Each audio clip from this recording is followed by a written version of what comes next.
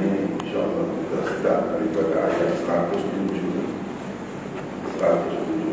Alam ta'lam anna Allah lahu mulkus samawati wal ardh, dan seterusnya.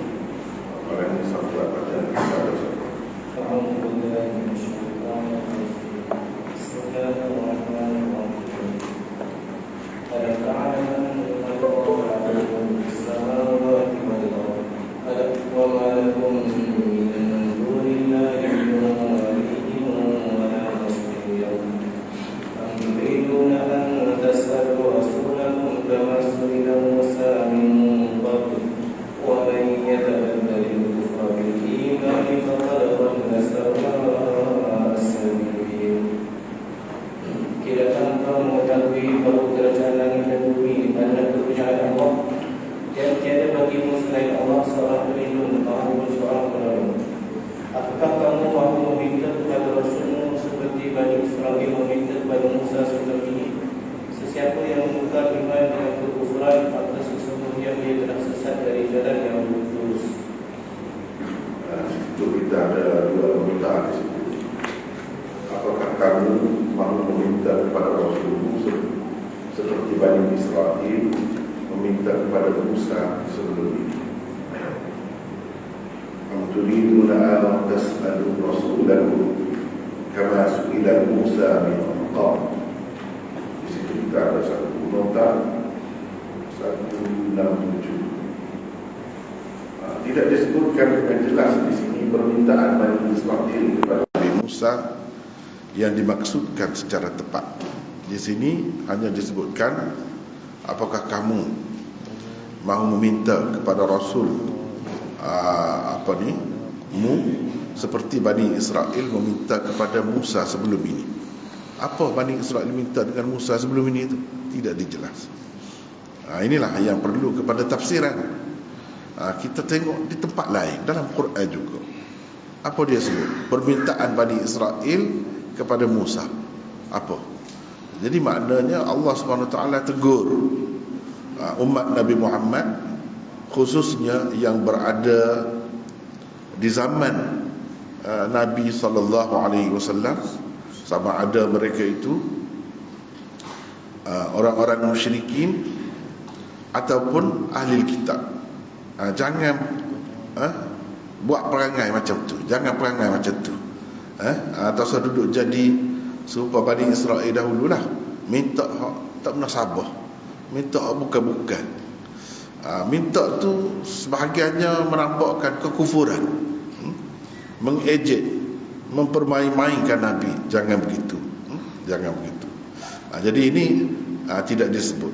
Jika dilihat kepada beberapa firman Allah di dalam Al-Quran, maka tersebut beberapa juga permintaan mereka yang ganas dan amat tidak wajar dikemukakan kepada Nabi Musa alaihi salatu wassalam, kerana ia berarti mencabar Tuhan. Minta lagu tu minta seperti itu sama dengan mencabar Tuhan.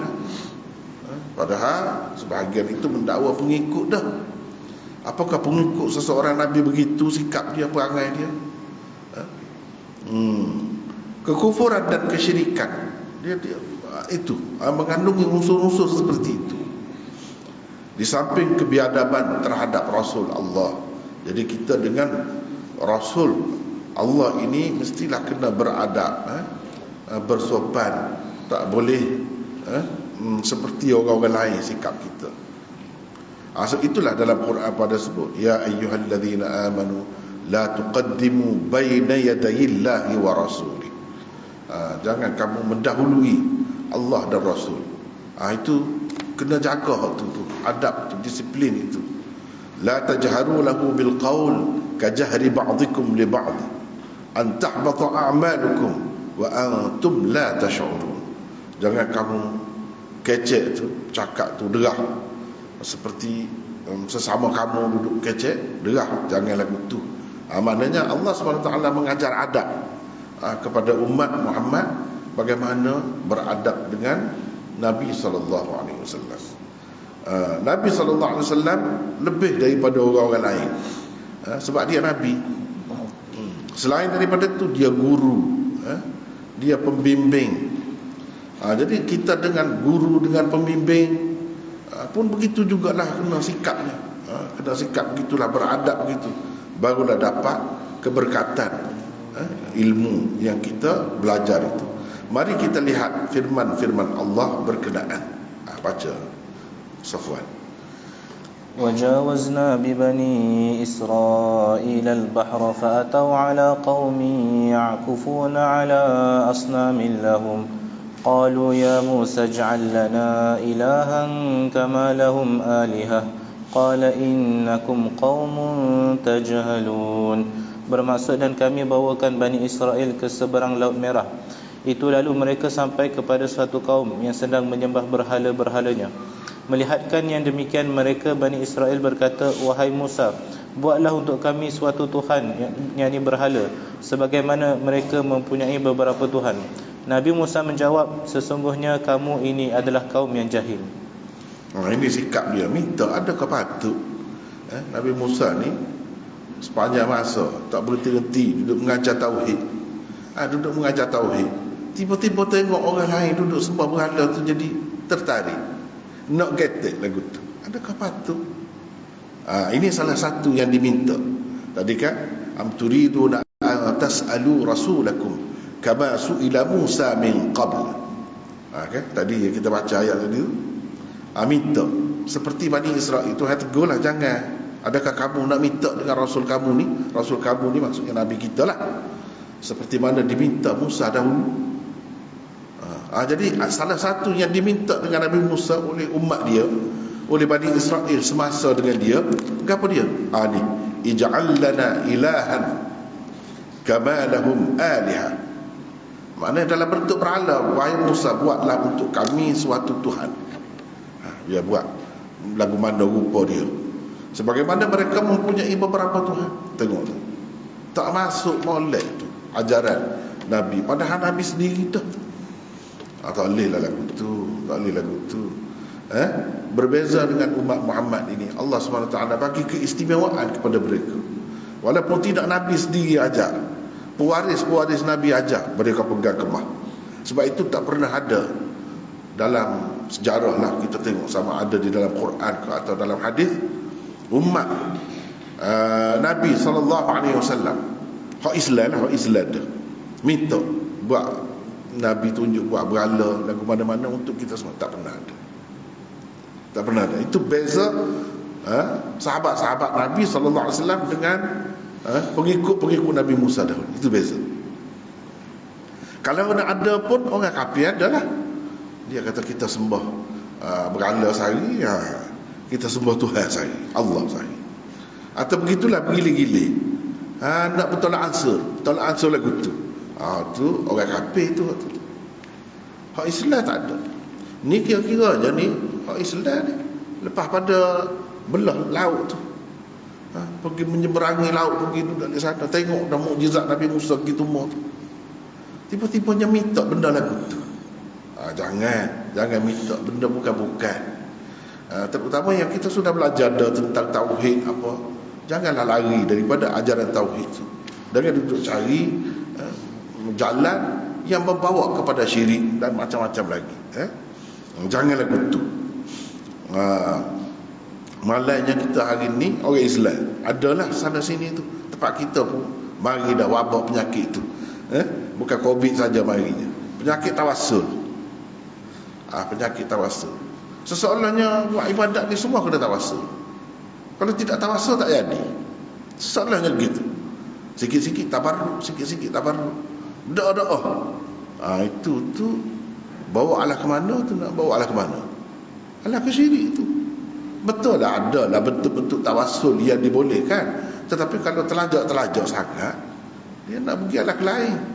Tabarruk bukan-bukan. Itulah yang berlaku dalam masyarakat kita hari ini malangnya. Tetapi pihak-pihak yang berkuasa tu kadang-kadang kita nampak macam pejam mata, awak tak tahu. Yang lebih malang lagi kalau ada mereka itu sendiri yang menganjurkan benda-benda tu. Teruk dah tu. Kena tahu tawassul hak mana dibenarkan. Hak tak ada khilaf ada tawassul, hak tak ada khilaf tabarruk pun ada. Memang dalam Quran, dalam hadis ada banyak benda-benda lagu tu.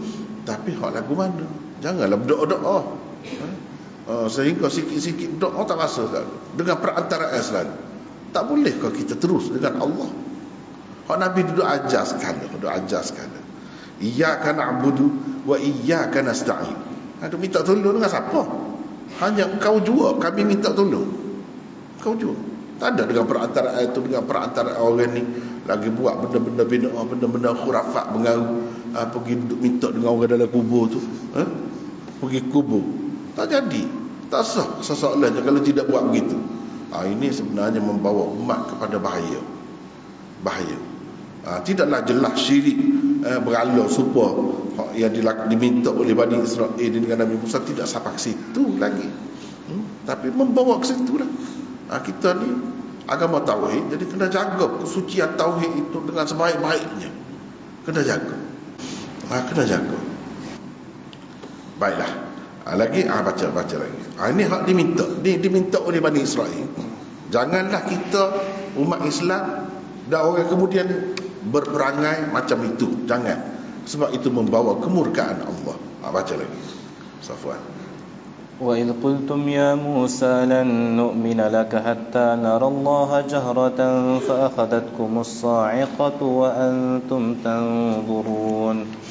Dan kenangilah ketika kamu berkata, wahai Musa, kami tidak akan beriman kepadamu sehingga kami dapat melihat Allah dengan terang, yakni dengan mata kepala kami. Maka kamu disambar petir sedang kamu sendiri melihat peristiwa itu. Tapi kita baca bawah ni nak. Nota tu. Okay. Baca lagi. Itu minta nak tengok Tuhan secara jelas. Seseorang yang tak mahu percaya kepada Allah kalau tidak dapat lihat begitu. Ini soalan yang tak pernah sabarlah, soalan yang tidak wajar. Keluar daripada orang yang menerima ajaran tauhid. Baca lagi.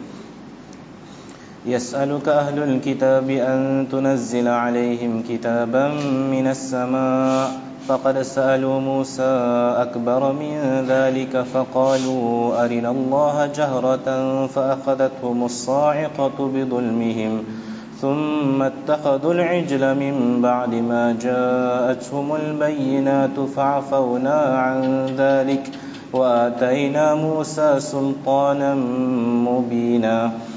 Bermaksud ahli kitab, yakni kaum Yahudi, meminta kepadamu wahai Muhammad supaya engkau menurunkan kepada mereka sebuah kitab dari langit. Janganlah engkau merasa pelik kerana sesungguhnya mereka telah meminta kepada Nabi Musa lebih besar dari itu. Mereka berkata, wahai Musa, perlihatkanlah Allah kepada kami dengan nyata supaya kami dapat melihatnya dan percaya kepadanya.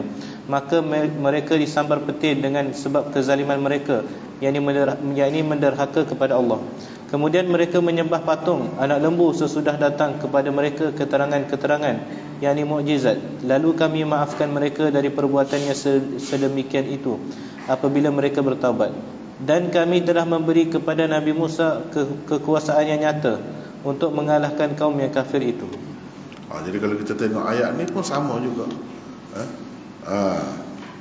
Tidak kurang juga di zaman Nabi SAW terminta dengan Nabi, meminta dengan Nabi supaya diturunkan kitab biar mereka nampak jelas turun kitab tu, Nabi pegang begitu. Nabi terima lagu tu, kitab tu dari langit. Gitu. Itu cabaran. Tapi benda-benda ni yang disebut ni bukan sahabat tak minta. Satu pun tak ada riwayat yang sebut. Cabaran lagu ni sebenarnya datang daripada orang-orang kafir. Tetapi berbeza dengan umat Nabi Musa dahulu yang minta begitu tu, benda-benda bukan-bukan ni, tidak orang kafir, orang Islam. Itu kelebihan umat Muhammad ni. Kelebihan orang yang menerima Islam di peringkat awal. Mereka tak ada minta benda-benda yang bukan-bukan begini. Walau bagaimanapun ditegur, sebab semuanya umat Nabi. Sama ada ummatul ijabah atau ummatul da'wah. Umat ada dua. Ummatul ijabah, hak sudah terima ajaran Nabi SAW. Umat Islam lah, itu ummatul ijabah orang panggil. Ummatud da'wah, umat yang didakwah. Semua Nabi sallallahu alaihi wasallam wajib bertanggungjawab menyampaikan ajaran Islam, tak kira Islam ke atau tidak Islam. Itu ummatud da'wah. Maknanya mereka semua umat ini diminta supaya jangan berperangai begini. Orang-orang yang telah berperangai begini, cuba kita tengok, mereka disambar petir dengan sebab kezaliman mereka. Itu suatu perbuatan yang zalim itu terhadap diri sendiri, iaitu melakukan syirik. Inna syirka la zulmun azim. Sesungguhnya syirik itu adalah benar-benar kezaliman yang besar. Itu zalim juga. Bukan zalim ni buat nyai kat orang saja, menyeksa orang saja, tidak. Melakukan syirik itu pun adalah kezaliman. Bahkan itu lebih besar daripada kezaliman yang lain. Kezaliman terhadap siapa? Terhadap diri sendiri. Apa zalim buat nyai ke diri sendiri, besok masuk neraka, kena seksa. Itulah. Itu mana buat nyai kepada diri sendiri itu. Hidup dalam dunia pun tidak bahagia, tidak tenang. Sebab apa? Sebab syirik. Lepas tu semua ada patung lembu, patung anak lembu. Sesudah datang kepada mereka keterangan-keterangan yang ni mukjizat. Semua ni sembah anak lembu gapo ni selepas selamat daripada Firaun tu, menyeberangi laut tu. Kira-kiranya tengok banyak dah mukjizat Nabi Musa. Pun lagu tu lagi perangainya. Jadi kalau kerah lagu ni susah dah kalau lagu ni. Itu pun berapa banyak ni sebagai peringatan ni. Manusia ni berkali-kali melakukan kesalahan, Allah SWT tetap mengampunkan mereka, memaafkan mereka walaupun begitu. Termasuk Bani Israel juga. Kita pun begitu juga. Tapi jangan buatlah benda tu benda yang sangat tidak disukai Allah. Orang-orang Yahudi dan golongan kafir yang lain semasa menuntut dan mencabar Nabi SAW supaya mengemukakan kepada mereka mukjizat zahir seperti yang pernah diberikan kepada Nabi Musa dan Isa dahulu, berkata, jika engkau benar-benar Rasul Allah sebagaimana yang didakwa olehmu, maka kemukakanlah mukjizat zahir, yang kita panggil mukjizat hissiyah. Mukjizat yang dapat ditanggap dengan panca indera. Itu yang diminta oleh umat Nabi kita pun. Tetapi yang bukan Islam lah, yang kafir. Yang Islam tak ada minta benda-benda gitu. Cuma mukjizat berlaku tu tanpa diminta. Dia misalnya sahabat yang terkeluar mata, pergi berjumpa dengan Nabi, pergi keluar mata, pergi jumpa dengan Nabi SAW masuk mata dia, tolak masuk, selesai, boleh tengok cerah lebih daripada dulu lagi. Itu mukjizat juga. Tapi dia tidak cabar Nabi. Dia berjual sekali dengan Nabi, pergi perang sekali dah. Cuma kadang-kadang berlaku begitu. Itu kepada sahabat saya, minta cabar baru nak terima. Kalau begini-gini, itu tak ada. Itulah kelebihan sahabat-sahabat Rasulullah sallallahu alaihi wasallam. Itu kita kena tahu. Dan sebaik-baik ikutan kita manusia biasa yang tidak maksum ni, sahabat-sahabatlah. Sebab itu Tuhan kata dalam Quran, fa in amanu bimithli ma amantum bihi faqad ihtadaw. Kalau mereka beriman seperti mana kamu, Tuhan tuju untuk pada sahabat-sahabat Nabi. Sekiranya mereka beriman seperti kamu beriman, berarti mereka telah mendapat petunjuk. Jadi ikut sahabat ni tanda seseorang itu mendapat petunjuk. Itu berdasarkan Quran. Fa in amanu bimithli ma amantum bihi, serupa dengan hak kamu duduk beriman. Lagu tu cara beriman. Misalnya tidak seperti Bani Israel yang minta dengan Nabi Musa macam-macam. Bukan lagu tu. Supaya sahabat Nabi, lagu mana? Mereka tak ada minta benda-benda ni. Tak ada minta, tak ada cari benda ni.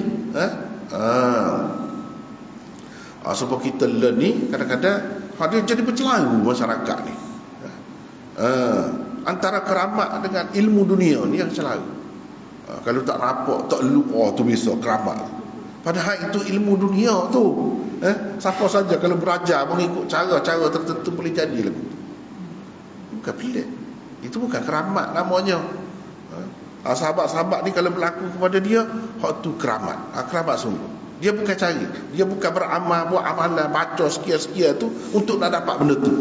Bukan. Kan ada dalam hadis Bukhari dan lain-lain disebutkan, sahabat tu bila balik belajar dengan Nabi tengah malam, gelap gelita. Bawa tongkat tu cerah. Jadi macam lampu pecik. Cerah, tunjuk jalan kepada mereka. Itu keramat. Dia bukan beramal untuk dapat benda tu. Adapun orang panggil ilmu dunia ni, dia beramal tu. Kalau tidak, dia tak baca gitu. Dia tak baca sebanyak tu. Dia baca sebanyak tu untuk dapat sekian-sekian. Tuhan bagi. Tuhan bagi. Salah kah? Tidak salah. Tidak salah. Tetapi gitu tidak dibuat oleh sahabat-sahabat Nabi. Tidak dibuat oleh Nabi. Takluk. Salah kah kita beramal ilmu takluk? Amalan adalah amalan-amalannya. Baca sekian-sekian. Misalnya innallah apa nama ni? Innal ladzi farada 'alaika apa ni? Tu ayat itulah. La radduka ila ma'ad. La radduka ila ma'ad baca 33 kali. Ni ya dzal jalali wal ikram. Baca 33 kali. Misalnya adalah cara-cara dia. Dia boleh jadi takluk. Salah kah kita kata? Kita apa Quran juga, baca Quran juga. Sekian-sekian banyak. Cuma lepas tu dia ada syarat-syarat dia pula. Syarat-syarat pada masa tu tak boleh beli kedai orang kafir. Zaman itu kan tutup guru perisap rokok. Tak boleh cucuk rokok dengan orang kafir, tak boleh. Orang kafir tak boleh. Jadi tidak beli dengan orang kafir, tidak pergi mari dengan orang kafir tu kadang nak benda tu. Dah baca tu kadang nak benda tu. Jadi tak elok lah. Tak ada macam benda lain. Boleh kah? Boleh. Tak ada salah. Tetapi kita contoh ini, kita kena tengok sahabat dulu. Sahabat dulu buat gitu. Tu mati tu. Luka gitu semua tu pergi perang. Kalau tidak, tak ada mati lah. Kan mati syahid ni satu kelebihan. Bagaimana nak dapat peluang mati syahid tu? Kalau tak lu pula. Pak kita kata nak dedah diri lah. Tidak dedah diri. Nabi SAW pun pakai baju besi 2 lapis. Dia tak ada ajar ilmu-ilmu gitu. Walaupun guna Quran sekalipun, dia tak ajar. Sebab itu menyebabkan kita tidak berpeluang untuk dapat syahid. Walaupun kena jaga diri, tak boleh pergi buta begitu, mendedahkan diri kepada kematian. Nanti kena jagalah sedapat mungkin, tapi guna sebab-sebab yang zahir. Nabi tak pernah ajar lagu tu. Tak pernah ajar. Cuma kalau orang tanya, boleh ke tak salah ke? Kalau tak ada masuk benda luar lah. Dari satu segi nampak kelebihan Al-Quran. Betul, memang kelebihan Al-Quran. Tetapi boleh jadi yang kita berani sangat pergi perang tu sebab kita tahu dah kita tak boleh. Sebab kita tahu dah kita tak lu. Kita pakar sekian-sekian tu. Azimat kau gapo kau kita tahu dah tak lu. Sebab tu ya berani tu. Cuba kalau tidak gitu, berani ke tidak? Seperti mana sahabat. Aku ni begini boleh jadi mati. Boleh jadi putus tangan. Boleh pergi semacam. Hal lagu tu. Tu baru terbukti sungguh iman sebenar. Itu bezanya. Beza dia gitu. Setengah-setengah ilmu orang panggil ilmu dunia tu tidaklah salah. Bahkan dari satu sudut nampak lebih Quran. Sebab dia amal Quran juga. Itulah kelebihan Quran. Dia rahsia-rahsia yang Allah SWT berikan kepada umat Islam. Kadang-kadang orang Nabi tak bagi, Allah SWT bagi kepada orang kemudian. Lepas tu dia amal. Jadi salah? Tak salah. Boleh. Cumanya kita terhalang daripada mendapat apa yang didapati oleh sahabat Nabi dahulu. Mereka dapat mati syahid, kita tidak. Lebih pasal tak boleh. Pasal tak nampak. Pasal tak nampak. Dia ada ilmu-ilmu gitu, ada orang dulu. Orang tua kita, tutup guru kita memang ada, saya tidak nafi. Tu. Dan kalau betul-betul amal mengikut cara Quran sungguh, dari satu segi nampak kelebihan Quran itu betul. Tetapi ikutan kita siapa? Ikutan kita ialah Rasulullah sallallahu alaihi wasallam dan para sahabat. Cuma kalau ada orang buat gitu, tak usah duduk balas dengan dia lah, ikut dia lah. Dia nak buat gitu. Kalau ada lah orang mengamalkan begitu, tak usah duduk balas dengan dia. Itu sikap yang sepatutnya.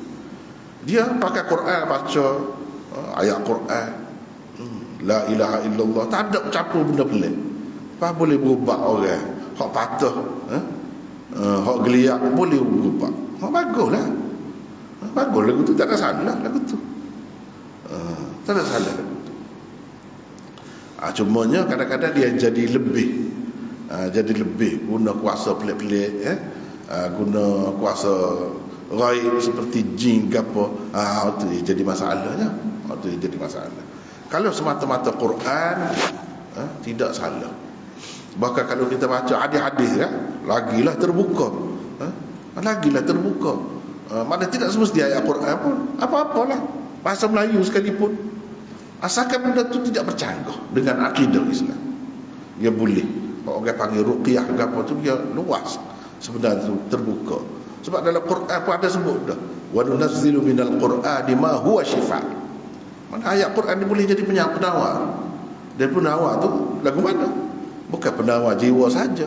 Benda ni terbukti ada diamalkan oleh orang tertentu dan jadi, tidak jadi masalah itu. Cuma kena jagalah. Itu sebab Nabi SAW kalau orang ruqyah ke apa, dia minta baca depan dia, baca dulu. Apa dia? Kamu kata takut-takut ada unsur-unsur syirik. Sebab kita ni umat tauhid, sangat kena jaga. Sikit pun syirik jangan bagi ada. Kalau tidak, tak apa, boleh, harus. Kadang harus tu ialah, cuma adakah lebih utama? Tidak. Yang lebih utama ialah jalan yang diikuti oleh Nabi dan sahabatnya. Itu cara dia. Hak tu lebih utama. Biar mati pun tak apa. Di sebalik kematian tu banyak lagi hikmat lain. Allah SWT nak buka fikiran, nak buka hati sekian ramai manusia masuk Islam dengan sebab mati. Kalau tak mati, tak berlaku benda tu. Jadi hikmat di sebalik tu. Ya tak iya pun kita nak mati juga. Ya tak iya pun nak mati juga. Baik mati syahid daripada mati saja. Di sebalik mati syahid tu berapa banyak hikmat Allah SWT buat. Tu kita nak. Itulah yang cara sahabat ni. Malah mereka menyebutkan apakah bentuk-bentuk mukjizat zahir yang sepatutnya dapat dikemukakan Rasulullah jika baginda benar-benar utusan Allah. Cabaran dan permintaan mereka itu dirakamkan oleh Allah di dalam firman-Nya seperti berikut. Ini orang kafir minta. Umat Nabi kita, hak sezaman dengan Nabi, hak cabar benda-benda lagu ni, minta benda-benda lagu ni ialah orang-orang kafir. Tapi umat Nabi Musa dahulu, itu. Sebab tu kata lebih umat Muhammad ni. Umat Nabi Musa dahulu hak beriman, bukan kata kecek benda lagu ni. Cuma lepas pada tu Nabi Musa tegur, dia bertaubat. Taubat Allah SWT terima taubat. Sebab Allah SWT tu sifatnya tawwab. Tawwab, maha menerima taubat. Ghafur, sangat pengampun. Sangat pengampun. Jadi nak nyata sifat dia tu, berulang-ulang kali melakukan kesalahan pun dia ampunkan juga. Itu sifat Tuhan. Kalau kafir dia tidak ampun. Hak Islam dia ampun tu. Hikmat dia di sebalik itu. Tapi nak ayatnya perbandingan umat Nabi dahulu dengan umat ni, walaupun kita ni pendek umur, walaupun kita ni banyaklah kelemahannya, tak nak banding dengan umat dulu, tapi banyak kelebihan umat ni. Antaranya kalau hak sezaman dengan Nabi tu, sahabat-sahabat kita tak ada minta benda-benda lagi. Tak ada minta. Kalau ada hak dalam Quran sebut apa, itu orang kafir tu. Mana ummatul da'wah, bukan ummatul ijabah. Ummatul ijabah tak ada buat kerja lagu tu. Baca seruan.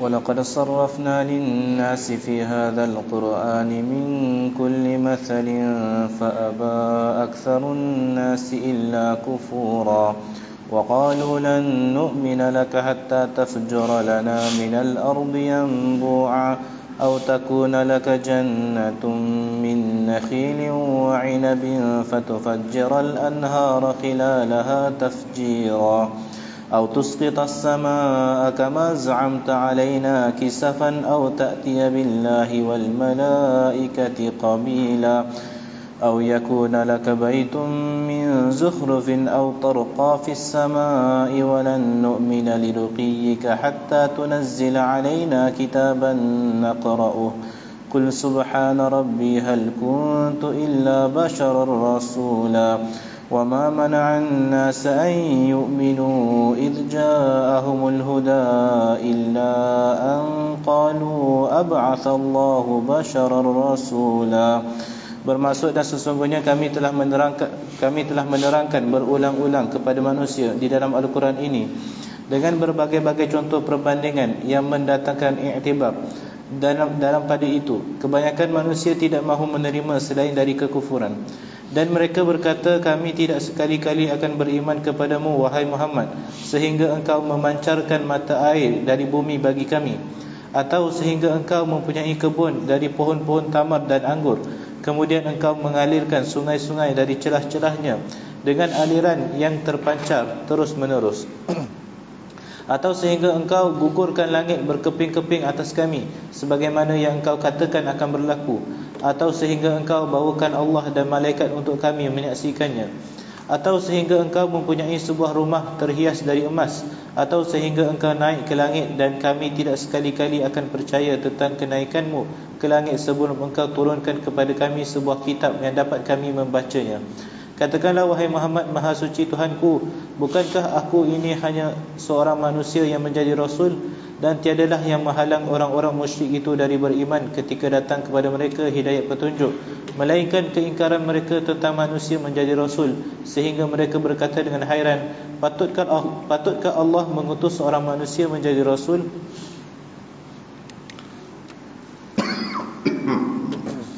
Itulah, ini semua cabaran kafir Quraisy terhadap Nabi, minta dengan Nabi kita.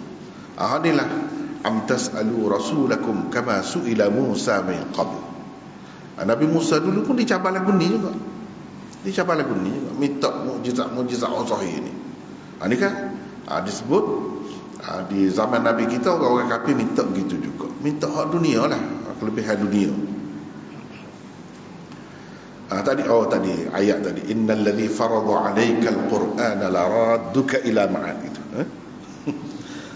Orang-orang yang mengamalkan hak tu bagi syekh-syekh yang mengajar tu, baca sekian-sekian banyak kata dia, antaranya ayat itulah, ayat tu. Dan banyak lagi lah lain-lain tu ikut cara dia lah. Tetapi apa kata saat ni lah, hak lebihnya ialah yang ikuti oleh sahabat Nabi SAW. Sahabat Nabi tidak buat benda tu, tak ada.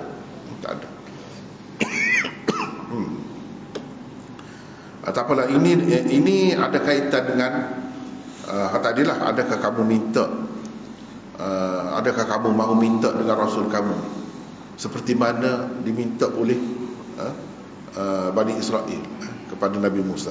Kenapa dia minta? Ini antara minta.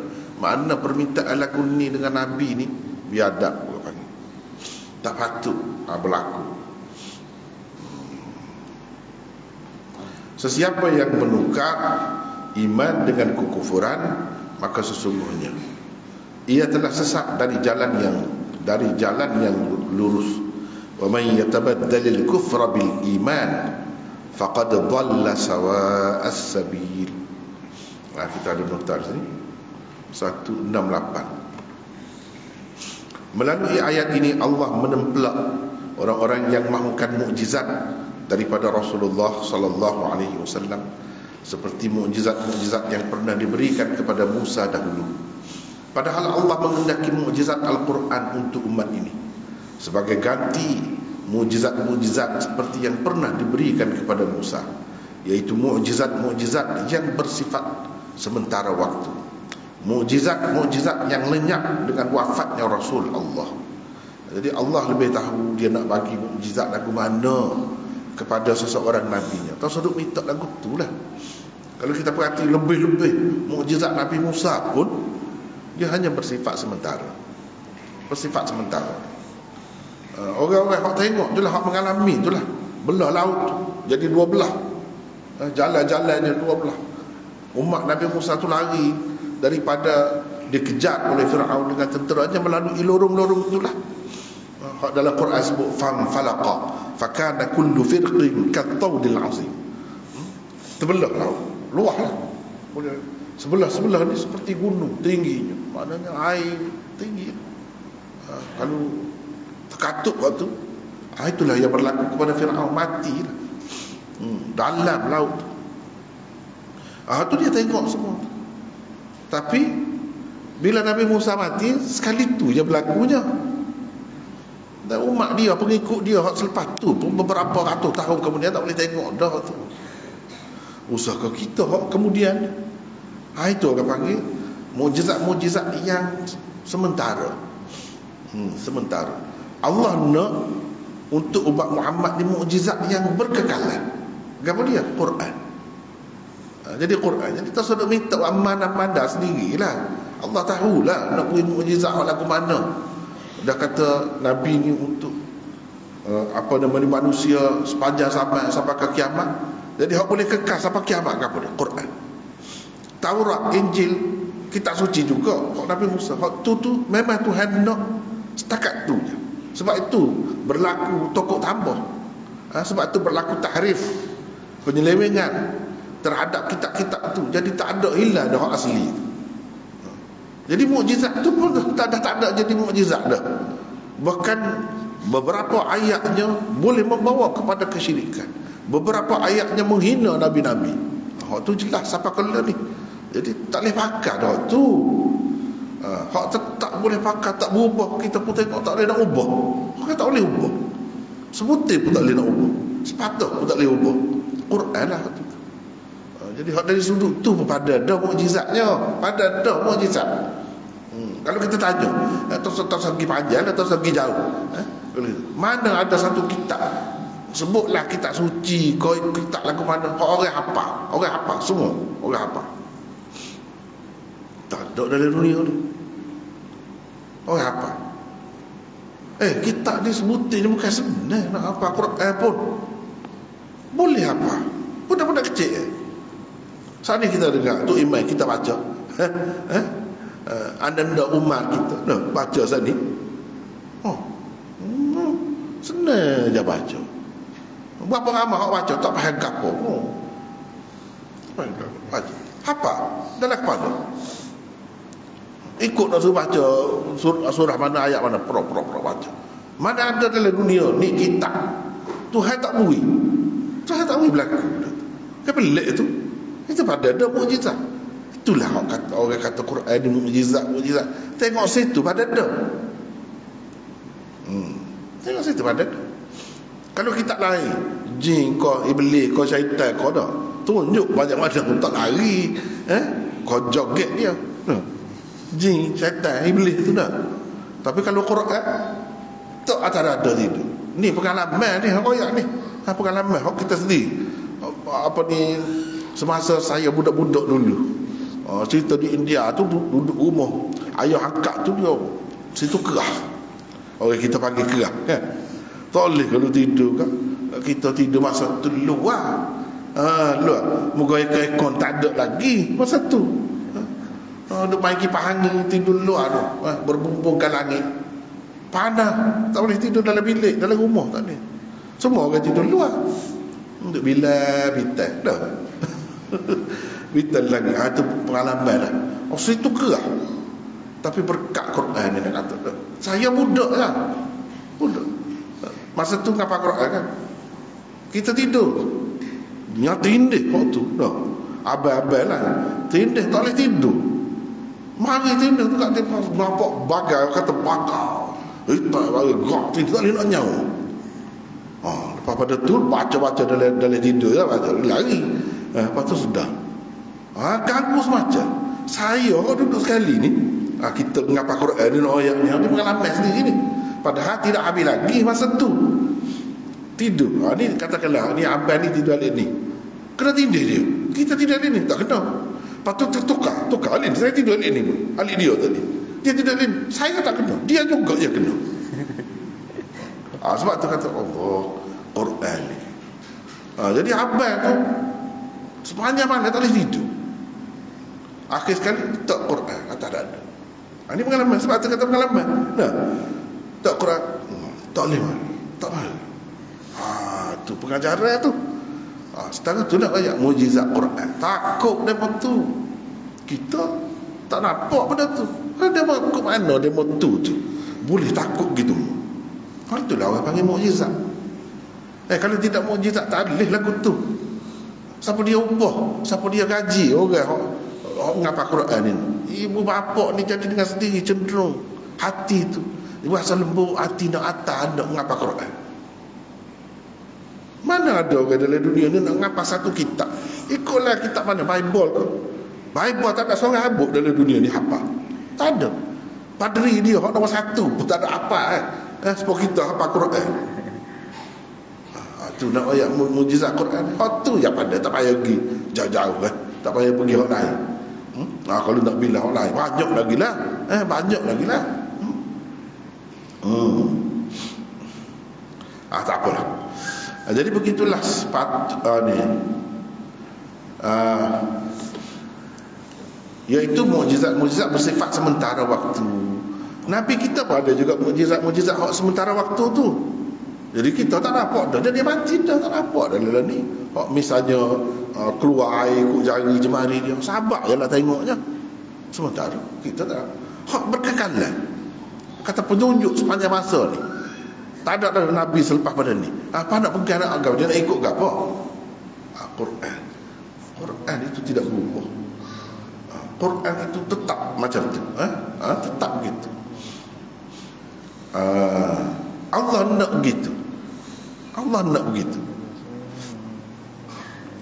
Lepas tu 169. Ni al-ain pula dah. Al-ain pula. Baca apa ni? Siapa baca? ود كثير من أهل الكتاب لو يردونكم من بعد إيمانكم كفارا حسدا من عند أنفسهم من بعد ما تبين لهم الحق فاعفوا واصفحوا حتى يأتي الله بأمره إن الله على كل شيء قدير وأقيموا الصلاة وآتوا الزكاة وما تقدموا لأنفسكم من خير تجدوه عند الله إن الله بما تعملون بصير وقالوا لن يدخل الجنة إلا من كان هودا أو نصارى تلك أمانيهم قل هاتوا برهانكم إن كنتم صادقين بلى من أسلم وجهه لله وهو محسن فله أجره عند ربه ولا خوف عليهم ولا هم يحزنون. Ramai ahli kitab menginginkan agar mereka dapat mengembalikan kamu menjadi kafir semula setelah kamu beriman, kerana hasad dengki dari diri mereka sendiri sesudah kebenaran kelihatan jelas kepada mereka. Maka maafkanlah dan biarkanlah mereka sehingga Allah menurunkan perintahnya. Sesungguhnya Allah Maha berkuasa di atas segala sesuatu. Dirikanlah salat dan tunaikanlah zakat, dan apa sahaja kebaikan yang kamu lakukan untuk dirimu akan kamu dapati balasannya di sisi Allah. Sesungguhnya Allah Maha melihat segala apa yang kamu lakukan. Dan mereka, yakni Yahudi dan Nasrani, mendakwa sekali-kali tidak akan masuk syurga kecuali orang-orang yang beragama Yahudi atau Nasrani. Yang demikian itu hanyalah angan-angan mereka sahaja.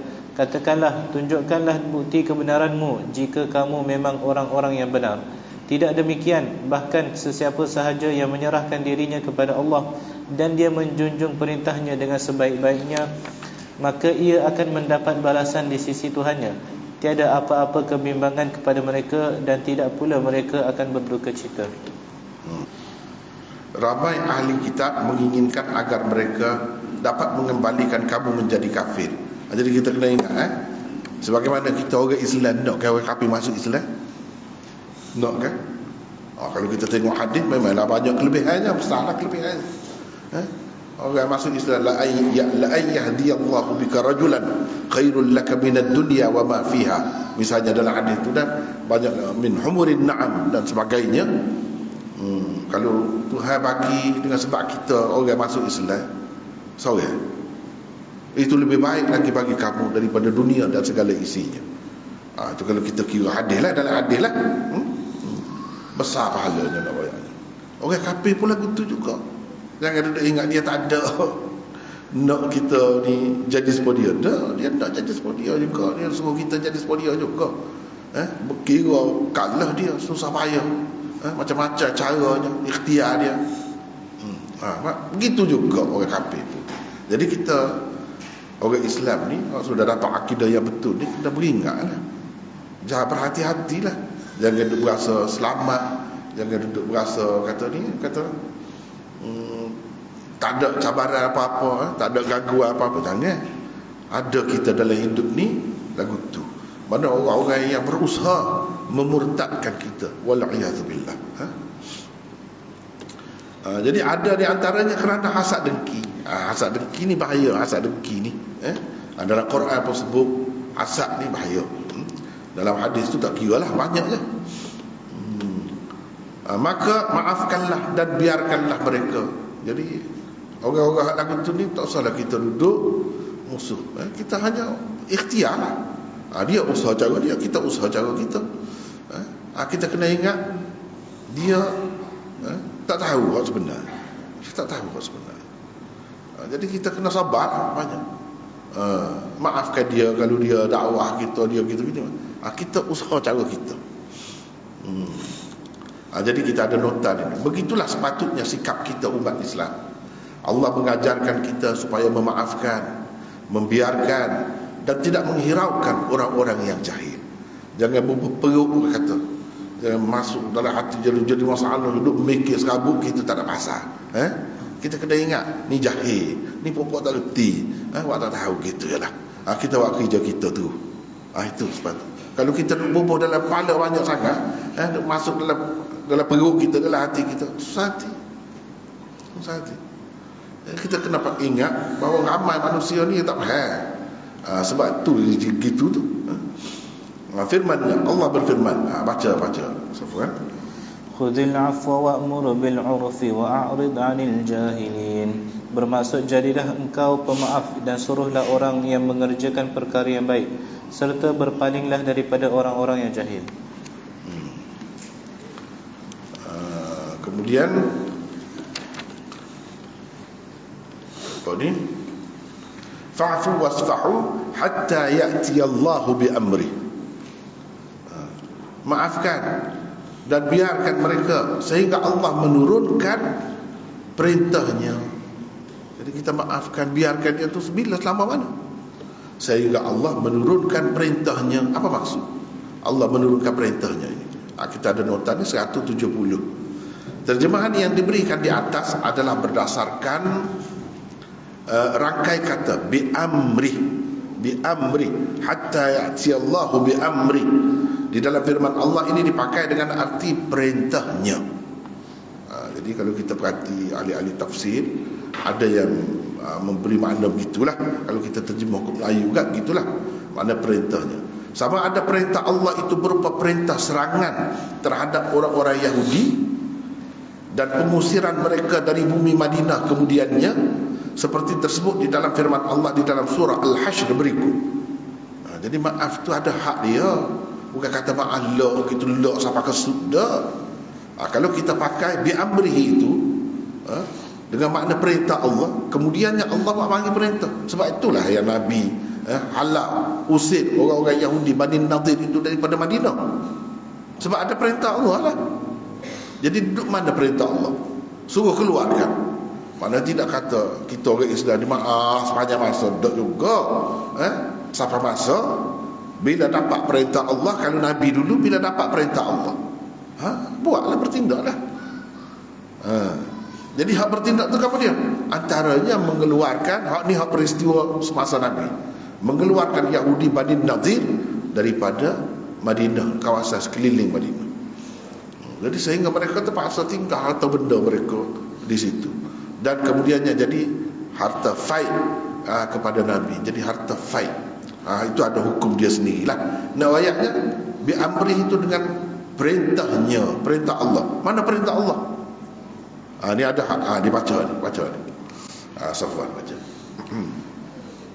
هو الذي أخرج الذين كفروا من أهل الكتاب من ديارهم لأول الحشر ما ظننتم أن يخرجوا وظنوا أنهم مانعتهم حصونهم من الله فأتاهم الله من حيث لم يحتسبوا وقذف في قلوبهم الرعب يخربون بيوتهم بأيديهم وأيدي المؤمنين فاعتبروا يا أولي الأبصار ولولا أن كتب الله عليهم الجلاء لعذبهم في الدنيا ولهم في الآخرة عذاب النار.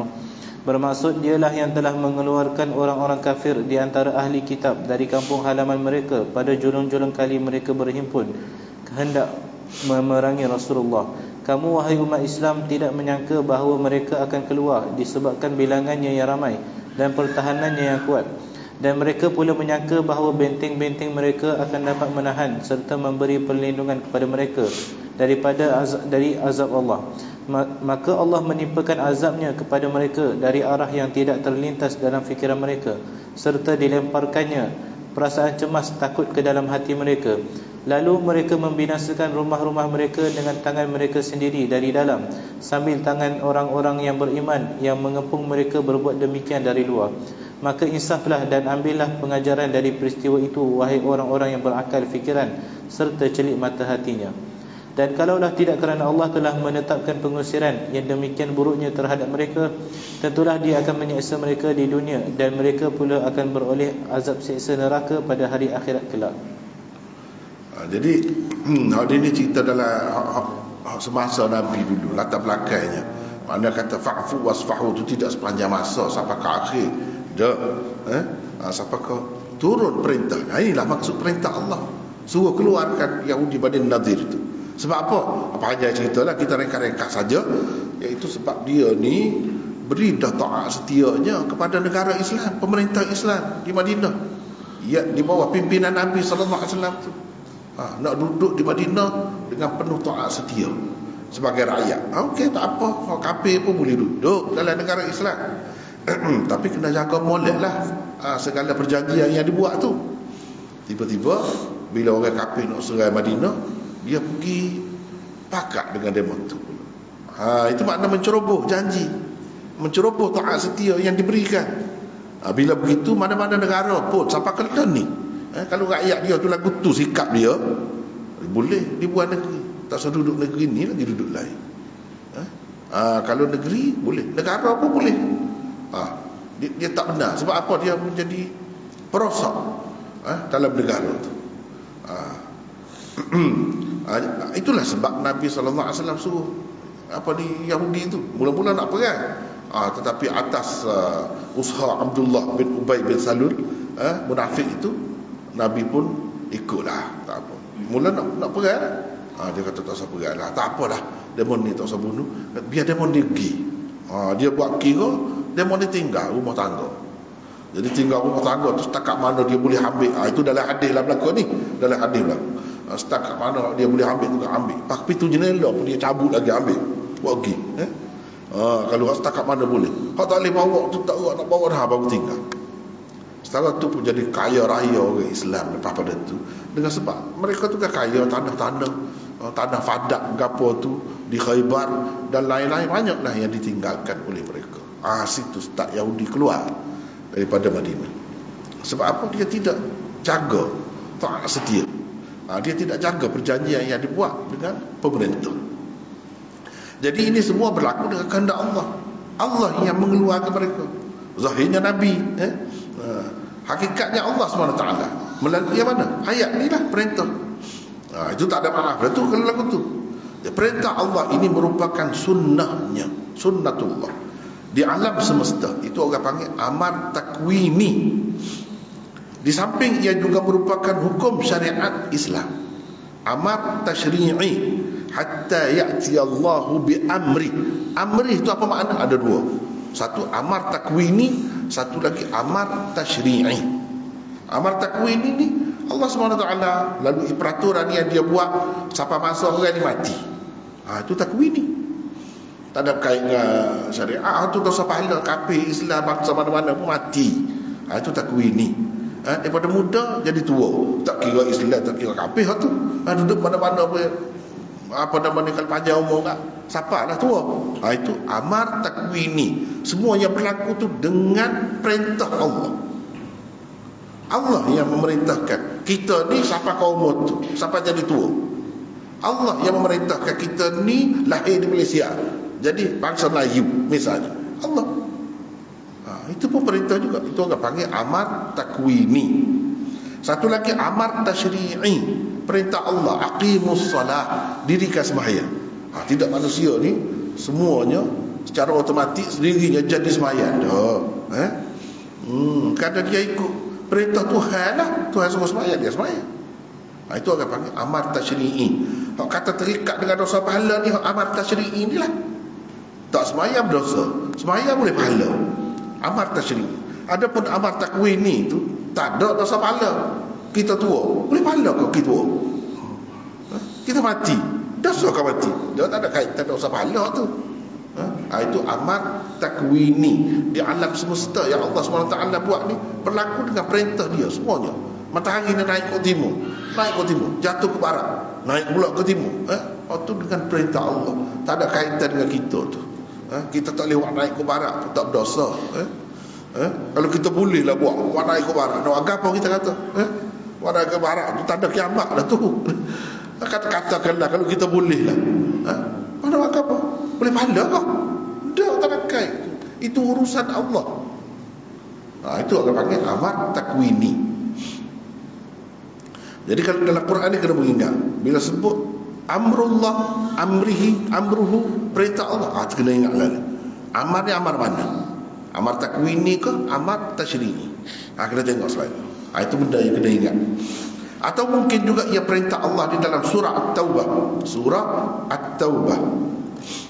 Jika itulah perintahnya, maka ia adalah perintah berupa hukum syariat. Amar tasyri'i. Amar tasyri'i. Lihat ayat di dalam surah At-Taubah berkenaan. Jadi hal ni amar tasyri'i ni, kalau nak duduk dalam negara Islam boleh duduk, tapi kena bayar jizyah. Tidak kata maaf, ikutlah kamu nak lagu mana. Jadi fa'fu wasfahu tu ada hak dia, ada hujung dia. Bukan kata tak ada hujung dia. Sehingga datang perintah Allah supaya gini cara, gini. Hidup boleh, tapi begini caranya. Kena tunduk kepada kekuasaan Islam. Baca Safwan. قاتلوا الذين لا يؤمنون بالله ولا باليوم الآخر ولا يحرمون ما حرم الله ورسوله ولا يدينون دين الحق من الذين أوتوا الكتاب حتى يعطوا الجزية عن يد وهم صاغرون. Bermaksud, perangilah orang-orang yang tidak beriman kepada Allah dan tidak beriman kepada hari akhirat, dan mereka pula tidak mengharamkan apa yang telah diharamkan oleh Allah dan Rasulnya, dan tidak beragama dengan agama yang benar, iaitu dari orang-orang yang diberikan kitab, yakni kaum Yahudi dan Nasrani, sehingga mereka membayar jizyah dengan keadaan taat dan merendah diri. Jadi mana fa'fu wasfahu tadi ada wujud dia, ada hak. Lepas tu Allah suruh perang kan? Perang. Termasuklah ahli kitab dia suruh perang. Sebab itu Nabi perang. Dia tidak perang saja ikut suka-suka dia, dah dengan perintah Allah. Lepas tu nak duduk dalam negara Islam boleh, tapi hatta yu'tul jizyata 'an yadin wa hum saghirun. Dia kena ikut cara kita, bukan kita ikut cara dia. Ni kadang-kadang negara Islam ni lah, termasuklah kita juga. Termasuk kita juga. Kadang-kadang kita tua kan, kuasa tu ada, kedaulatan tu tak nampak kan. Naknya berdaulat, orang tunggu kita, cara kita lagu ni, tak boleh buat lagu lain. Ni kita duduk benarkan orang nak mari menego tempat kita. Tak apalah dia kempen guna orang telik, orang tino duduk dedak aurat pun tak apa, buat gini pun tak apa berlaku. Tu lemah lah tu orang panggil. Negara Islam juga yang lemah. Tidak saghirun, orang kafir tu tunduk pada ikut kedak kita. Tidak begitu. Hak tu hendaknya wahum saghirun. Baru nampak kedaulatan kita tu. Lepas tu kita ada dirikanlah solat dan tunaikanlah zakat. Ini perintah Allah. Perintah apa? Amar tasyri'i namanya. Amar tasyri'i. Ni kalau kita buat boleh pahala, tak buat dosa, sebab Tuhan suruh. Ni berkait dengan syariat.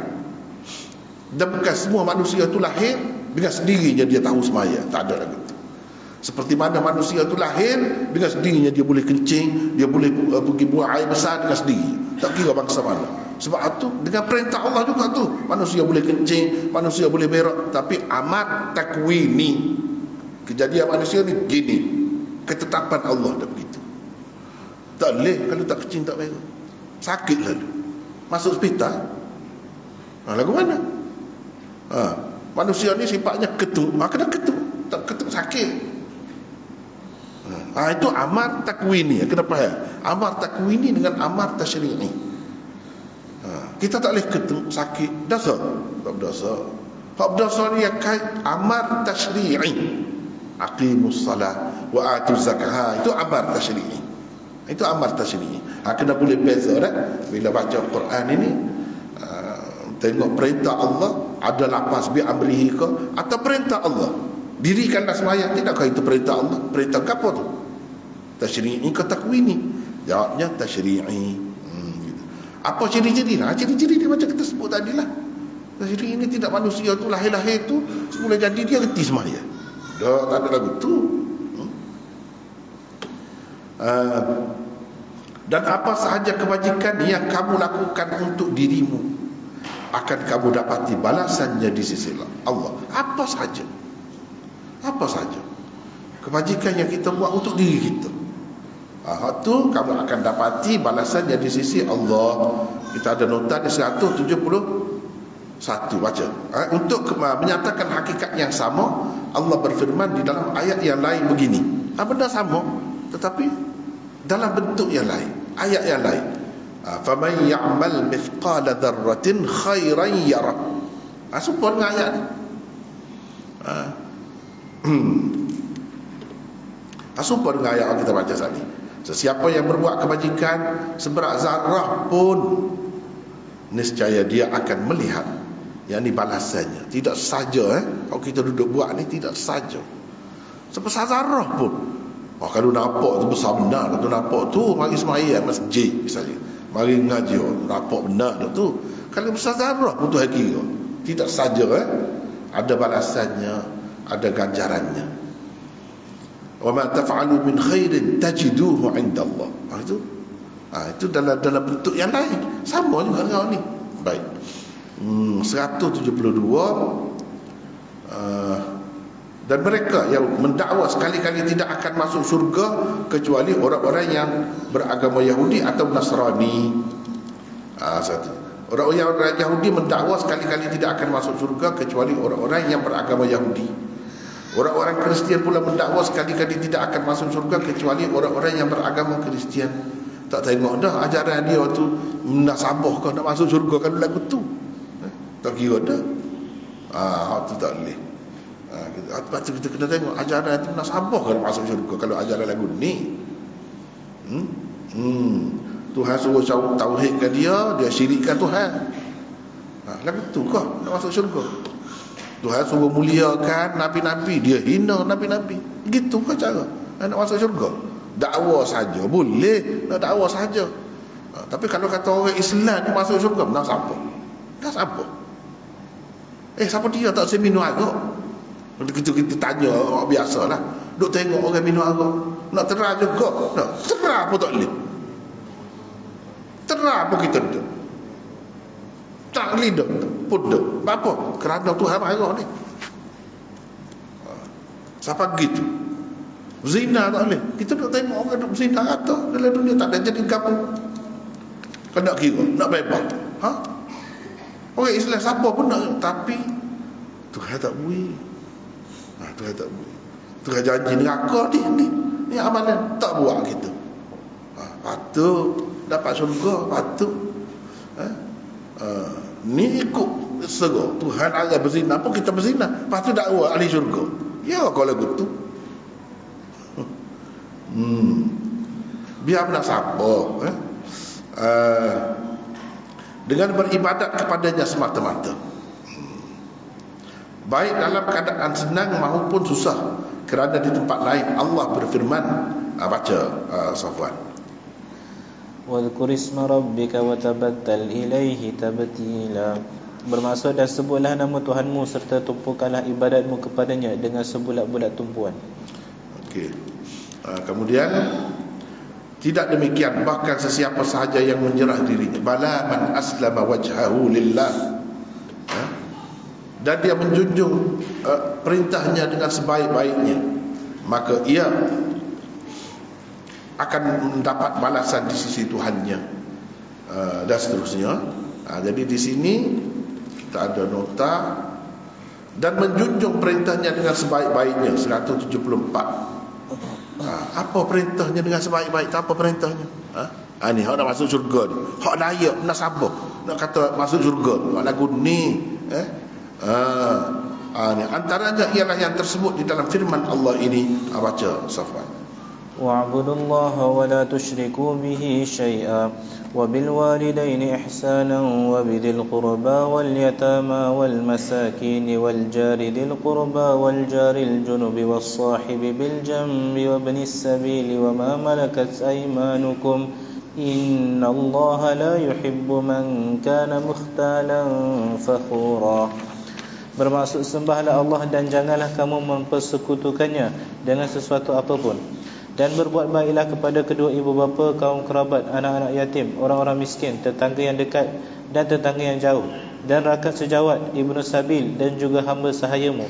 Sesungguhnya Allah tidak suka kepada orang-orang yang sombong dan membangga-banggakan diri. Lepas pada itu akan mendapat balasan itu. Tidak ada apa-apa kebimbangan kepada mereka, dan tidak pula mereka akan berduka cita. La khaufun alaihim wa la hum yahzanun. Kerana tidak ada satu pun pahala. Apa tidak duka cita, tidak sedih? Tidak sedih itu apa? Ni kerana tidak ada satu pun pahala amalan baiknya yang hilang dengan sia-sia. Jadi tadi ayat dah, sikit pun buat apa-apa kebaikan, kamu akan dapati balasannya di sisi Allah. Ni patut ayat pula. Tak ada kebimbangan, tak ada takut. Apa tak bimbang? Kalau dalam dunia ni banyak kebimbangannya, banyak kebimbangan. Bimbang kita buat susah-susah tak dapat gapo. Tak dapat gapo. Banyaklah. Macam tengok orang-orang nak mari Malaysia lah, negara kita, orang-orang luar. Kita dengar cerita. Banyaklah naik kapal, bukan main, susah juga. Kena bayar begitu gini lagi, orang tengah tu berapa lapis pula. Tenggelam tengah laut, mati. Tak siapa macam tu. Nak tak dapat. Sedih tu lah tu. Sedih tu. Dalam keadaan ketakutan, bimbang, takut kena rigak, takut berbujil, takut macam-macam dunia ni. Adapun kalau kita dengan Tuhan, berurusan dengan Tuhan lagu lain. Tak hilang. Allah berfirman. Baca Safwan. وَنَضَعُ الْمَوَازِينَ الْقِسْطَ لِيَوْمِ الْقِيَامَةِ فَلَا تُظْلَمُ نَفْسٌ شَيْئًا وَإِنْ كَانَ مِثْقَالَ حَبَّةٍ مِّنْ خَرْدَلٍ أَتَيْنَا بِهَا وَكَفَى بِنَا حَاسِبِينَ. Bermaksud, kami akan memasang timbangan yang tepat pada hari kiamat, maka tidak ada sesiapa akan teraniaya sedikit pun. Dan jika amalan itu hanya seberat biji sawi sekalipun, pasti kami mendatangkan pahalanya, dan cukuplah kami sebagai penghitung.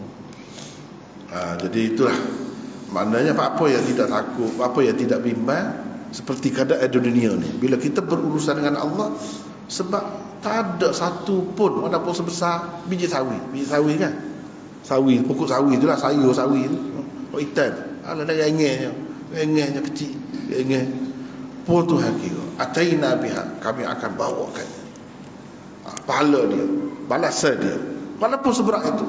Kalau hak besar lagi, tak kira lah, lagilah setengah tu pun. Jadi tak takut apa, nak bimbang apa. Kita bimbang, taruh dalam peti pun, kalau perang habis. Tak ada bimbang, ada risiko berlaku dunia ni. Bubuh dalam pemain banyak pun perang seperti Iraq tu. Berapa ramai orang Iraq lari kata, rumah dia pun hancur. Kalau balik cari tak tahu duduk mana. harta dia habis, jatuh dah, kerajaan hancur dah. Syria kau mana-mana lah, kita kata lagu tu hancur. Ada tanah mahal lah kita lah ni kan, mahal tak kira kau naik tanah, kau naik, dia tidak naik semua, kena beringat sikit.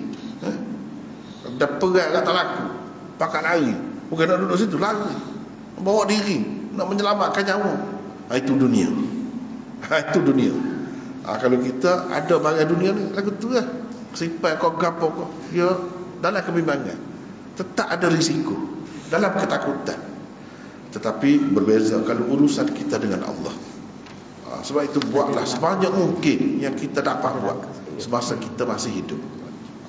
Buatlah. Niatlah molek. Walaupun nampak suka, niat pasal niat molek. Kita orang Islam tidak sia-sia. Allah SWT akan bagi pahala juga walaupun kita suka duduk makan wadia. Musa dia dah duduk makan wadia, suka anak-anak kan belanja. Tuhan tidak saja pasal niat molek tu, pasal niat molek boleh pahala walaupun untuk suka. Itu kelebihan kita ni umat Muhammad. Itu kelebihannya. Jadi malam ni nampaknya sekatu lah dulu kan. You ingat kau pergi ke nota nombor 8 lah. Tak apa, InsyaAllah minggu depan. Setakat itulah dulu untuk malam ni. Wallahu a'lam. Wa akhiru da'wana alhamdulillah rabbil alamin. Subhanakallahumma wa bihamdika.